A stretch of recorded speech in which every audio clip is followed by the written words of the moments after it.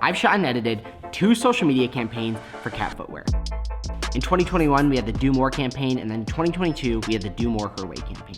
We filmed podcast episodes, social media videos, and giveaways that got over 125,000 social media impressions. I learned a ton, and I'm gonna share with you guys what worked and what didn't work, so you guys know how to create content that huge brands are willing to pay for. Buckle up, this is gonna be a fun one.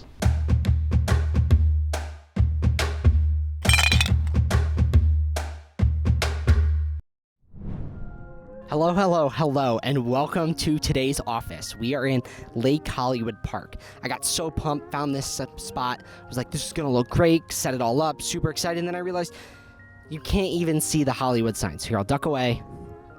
Okay, and there you go. So now you guys can see that you can't actually see the Hollywood sign, which makes the shot. So for the first don't on what not to do in shooting a campaign, it is do not shoot these in a studio. In 2021, Cat Footwear sponsored the podcast Startup Storefront, and we did the first series of giveaways all in a studio setting. And to be honest, they looked great. But here's the catch. The videos just didn't get the amount of views that we were looking for. They got about 1,000 to 1,200 views per video, which is cool and it's exciting, but I knew we could do better. So when it came to the 2022 Cat Footwear campaign, we decided we cannot shoot these in a studio setting. So Lexi and I flew on out to California and we shot 4 giveaways with Natalia Cappellini and Katie Frank on a job site in real-world application settings. And sure enough, the views did so much better. We're talking like 4,000 to 5,000 views per video. So we 4 to 5x'd the amount of views we were getting on a video just because we shot it in a real-world application. And honestly, guys, here's a pro tip. The pro tip is if you find good talent or just people that are active on Instagram, they're going to share the giveaways, getting a lot more engagement, a lot more love, and ultimately better results for you. So my pro tip is simple. Do not shoot these in a studio setting because seriously, like the views just aren't there. And then 2, make sure you find talent that are willing to actually share the videos. And that is going to be tip number 1/don't number 1 on what not to do, but how you can improve in shooting a better campaign. Tip number 1 is to shoot in the field and to build a sequence around a task.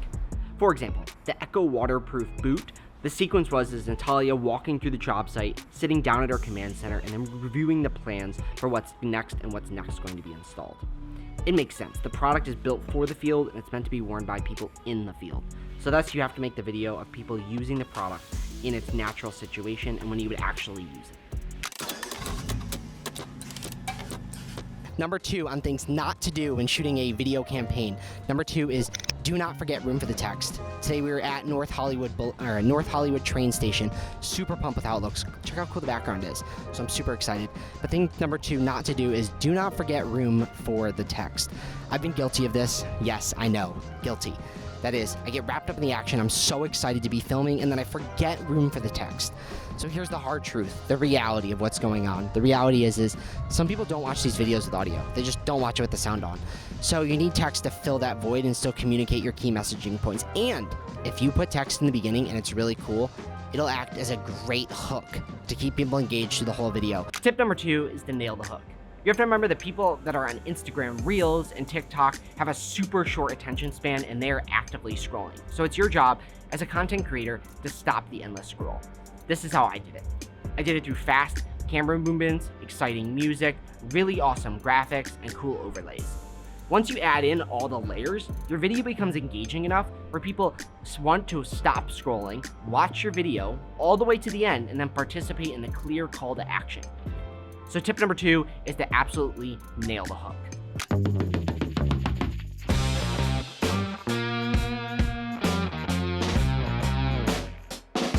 Point number 3 on things not to do when shooting a video campaign. What not to do is don't forget the emotion that you're trying to communicate. You might be saying to yourself, Owen, where's your desk? Where's your stool? And my response is I had to go on a little bit of a hike to get all the way up here. Today we were in the old LA Zoo. So this is where they used to keep the lions, the tigers, the bears, and all that good stuff. But it closed in the 60s. So point number 3 is do not forget the emotion that you're trying to communicate in your videos.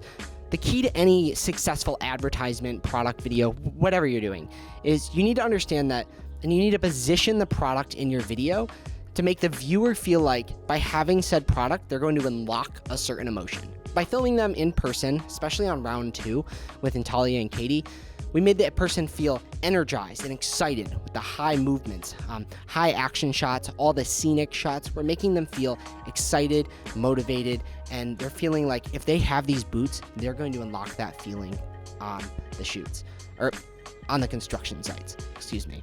So what does that mean? That means is when you're shooting your videos, don't forget the emotion and try to make sure that all your graphics, all your shots, everything ties back to that emotion you want the viewer and the end user of the product to feel when they're using the product. So tip number 3 on things not to do or do is don't forget the emotion. Make sure you're making the user feel a certain way in their video. Tip number 3 is to ask yourself, does it pass the over-the-shoulder test? This is a great framework to follow when determining if your video is going to be successful. So what do I mean by this? I mean that if you're walking by and you see someone watching a video and you look over their shoulder, you ask yourself, was the hook engaging enough to actually make you watch the video over someone's shoulder?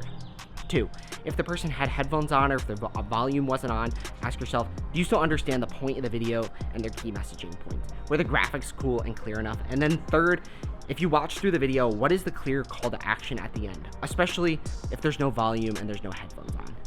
So that's a great framework to follow. Does it pass the over-the-shoulder test? And if it does, it's probably going to be a great video.